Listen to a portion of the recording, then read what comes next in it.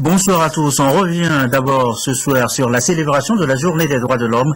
C'était hier, 10 décembre. Plusieurs manifestations ont marqué cette célébration. On en parle longuement ce soir. D'abord à Lomé, cet espace Square de l'Europe dans la cité Oruya, vous allez le voir. Il a été inauguré hier. L'événement a consacré la Journée des droits de l'homme. Le récit, Sonia Ménipo, Christine Petit-Kialoubé. Un nouvel espace aéré dénommé la place de l'Europe. Il est l'œuvre de l'Union européenne. Si la délégation de l'Union européenne au Togo a choisi la date du 10 décembre pour l'ouvrir au public, il faut tout simplement comprendre que le 10 décembre est une date anniversaire, la 66e de la Déclaration universelle des droits de l'homme, un des piliers de la politique extérieure de l'Union européenne. En faisant coïncider ces deux événements, ça nous a permis de regrouper des gens très divers. On parle des plantes, on parle de nature, donc un monde meilleur, et on parle aussi des enfants, donc des nouvelles générations qui doivent grandir. Donc ça, c'est un symbole pour dire que la Déclaration universelle des droits de l'homme peut nous servir encore dans les écoles, dans l'éducation. La méconnaissance et le mépris des droits de l'homme conduisent à des actes de violation de la dignité de la personne humaine. Il faut à tout prix promouvoir ces droits de l'homme à la base, raison pour laquelle ces jeunes ont été associés à l'événement. Une bonne initiative selon le chef du gouvernement. C'est avec beaucoup de plaisir donc je prends la parole pour faire remarquer qu'effectivement, je n'avais pas compris que si l'ambassadeur de l'Union européenne avait choisi le 10 décembre pour une raison bien précise. Je pensais que c'était le jour disponible de la semaine, mais j'ai compris que c'est en raison du fait que c'est aujourd'hui le 66e anniversaire de la Déclaration universelle des droits de l'homme. Et cette déclaration nous dit que c'est dans le cœur des hommes que naissent les guerres, c'est dans la tête des hommes, et que c'est dans leur cœur, dans leur tête qu'il faut travailler à sortir de cela. D'avoir associé ces jeunes, la nouvelle génération, à cette manifestation, en leur faisant lire la Déclaration universelle des droits de l'homme en plusieurs langues, est une démarche qui vise à les aider à comprendre que nous devons sortir définitivement du fait des conflits, des guerres, et qu'ils ne peuvent pas aider le monde à se développer et avancer. Il faut continuer à créer la fraternité, continuer à créer la solidarité entre les peuples. Merci d'avoir fait ce jour. Je dois aussi dire qu'en aménageant cet espace, pour en faire un lieu de convivialité, un lieu de rencontre, un lieu d'amitié, vous nous aidez aussi à continuer ce que nous-mêmes en tant que gouvernement nous souhaitons pour ce pays, que les Togolais se retrouvent, qu'ils se donnent la main, qu'ils se parlent, qu'ils continuent à travailler à la construction de la démocratie et de la paix et qu'ils travaillent au développement de leur pays dans un esprit de convergence et d'union et d'unité. Plusieurs partenaires, notamment l'administration de la cité Oruya et des entrepreneurs, ont cru à ce projet et ont contribué à sa réalisation. Le chef de la délégation de l'Union européenne au Togo a remercié tous ses partenaires et a salué leur engagement dans la promotion et la défense des droits de l'homme. Pendant ce temps, à Takwame, le système des Nations Unies, le HCDH en première ligne, offrait des dons aux détenus à la prison civile de la ville. Les images dans un instant. Mais d'abord, la cérémonie, le compte rendu. Yves Agbevivier, notre bureau à Takwame. 10 décembre 1948, 10 décembre 2014. Voilà 106 ans déjà que les Nations Unies luttent pour le respect des droits de l'homme dans le monde. 106 ans donc après, on constate que ces droits ne sont respectés qu'en partie, surtout quand les intérêts sont en jeu. Le thème de cette année, 365 jours pour les droits de l'homme, signifie que nous faisons l'expérience des droits de l'homme à chaque moment, à chaque instant de notre vie. J'ai saisi cette occasion pour encourager le gouvernement à aller plus loin.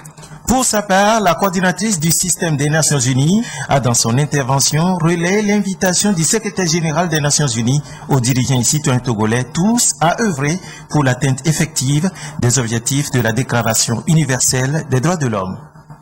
J'exhorte les États à respecter l'obligation qu'ils ont de protéger les droits de l'homme chaque journée de l'année. Cette lutte, selon le ministre des Droits de l'Homme, Yakubu Kumadjo Amadou, dans son discours de clôture, a été et demeure le souci des Togolais. Dans le souci de protéger, de respecter et de promouvoir les droits de l'homme, notre pays ne s'est pas trompé en faisant le choix d'une justice transitionnelle pour tourner la page du passé et asseoir définitivement un état de droit. C'est ainsi qu'ils sont nombreux les pays amis qui nous approchent afin de s'inspirer de notre expérience. Hier, c'est le texte sur l'organisation judiciaire qui a été défendu en commission à l'Assemblée nationale. Dans quelques jours, ce sera le code pénal. Et encore plus loin, nous aurons la loi organique sur la CNDH. Mais l'invité à cette célébration, Nicodème Bariga Bénissan, président de la CVJR et évêque d'Atapamé, et le préfet de Logou ont salué l'initiative de la rencontre tenue à Atapamé. On en vient maintenant au don à la prison civile du matériel de première nécessité pour les détenus. Le geste marque donc cette journée internationale des droits de l'homme. Un reportage de Yves Aboulivi. Ils n'ont pas été oubliés. Ceux dont la liberté de circuler a été temporairement suspendue, les détenus. Ceux de la prison civile d'Atapamé ont reçu la visite des responsables du système des Nations Unies, du Haut Commissariat des Nations Unies aux droits de l'homme, soutenu par le ministre des droits de l'homme, visite au cours de laquelle le système des Nations Unies a offert des matériels aux prisonniers pour satisfaire leurs besoins basiques. Un don fait à l'occasion de la célébration de la Journée internationale des droits de l'homme. Nous avons voulu cette année marquer cette célébration par un acte concret de solidarité à l'égard des détenus. Le don que nous avons fait, c'est un don modeste, mais qui a été fait avec beaucoup de cœur par toute l'équipe du système des Nations Unies, parce que dans une journée comme celle-là, nous devons penser aussi à tous ceux qui sont momentanément privés de leurs droits. Ce don, composé entre autres de matériel de santé et hygiénique pour femmes, des détergents, des désinfectants et savons, ira également à la prison civile de Lomé, un don évalué à 5 millions de francs CFA et qui s'étendra aux prisons des autres régions du pays. La justice, précisément maintenant, elle vous est peut-être déjà arrivé dans un tribunal de tomber sur des individus qui prétendent vous aider pour vos dossiers au tribunal. La pratique tourne souvent à l'escroquerie avec ces supposés démarcheurs. Le ministère de la Justice veut mettre fin à ce démarchage. Une formation est en cours depuis ce matin. C'est pour justement permettre aux acteurs de mieux vous orienter dans les tribunaux. Lucassi, Charlotte Roussina.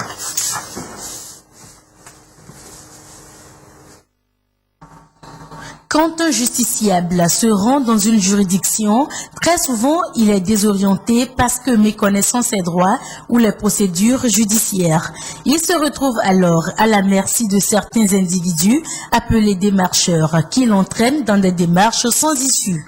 C'est pour corriger cet état de choses que les bureaux d'accueil, d'information et d'orientation du justiciable, dirigés par les juristes volontaires nationaux, ont vu le jour.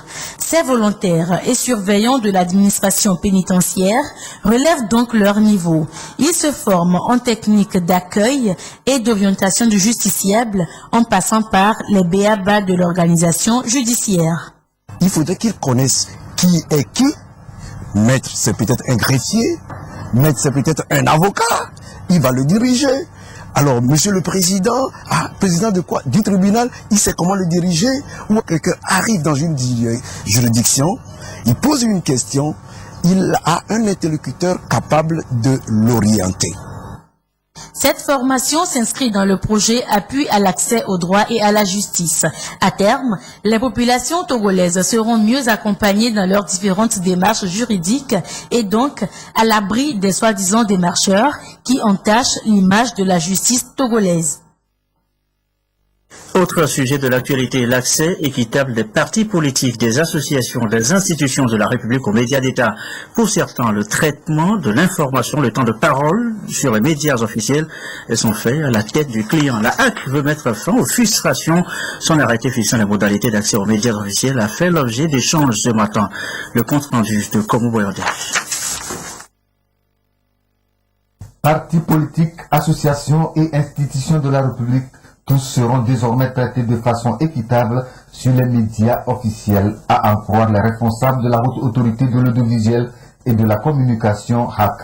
La démarche participe à mettre fin aux plaintes, aux frustrations et aux rancœurs des uns et des autres qui estiment que la diversité et la pluralité des opinions ne sont pas respectées. Et c'est dans cette optique qu'un arrêté fixant les modalités d'accès annexé à la décision d'application est disponible depuis le 27 mars 2014. Il a fait objet d'échange ce jour entre les acteurs sociopolitiques, les responsables des médias et ceux de la HAC. Nous disons tout simplement que nous allons donner la parole à la majorité Et sa parole équivaut à quoi? C'est tout simplement le temps d'antenne qu'on lui donne, doit être divisé en deux lorsqu'on va vers l'opposition. Et lorsqu'on est de l'opposition, donc, et qu'on veut aller vers la majorité, donc il faut multiplier par 2 le temps d'antenne de l'opposition parlementaire. Donc c'est ce que nous avons souhaité. Bon, et on a dit maintenant, les extra-parlementaires, il faut le tiers. Il faut tout simplement reconnaître que c'est quand le journal dure 15 minutes, qu'on essaie de voir qui peut intervenir dans ce journal. Donc la répartition se fera à partir du journal du média officiel, que ce soit un média audiovisuel ou que ce soit même un média presse écrite comme Togo Presse. Ce document en 5 chapitres, 32 articles, n'est valable seulement qu'en temps ordinaire et prend en compte aussi bien les journaux d'actualité, les débats que les émissions interactives. Les suggestions des différents acteurs permettront aux responsables de la HAC de rendre le dit arrêté plus pratique.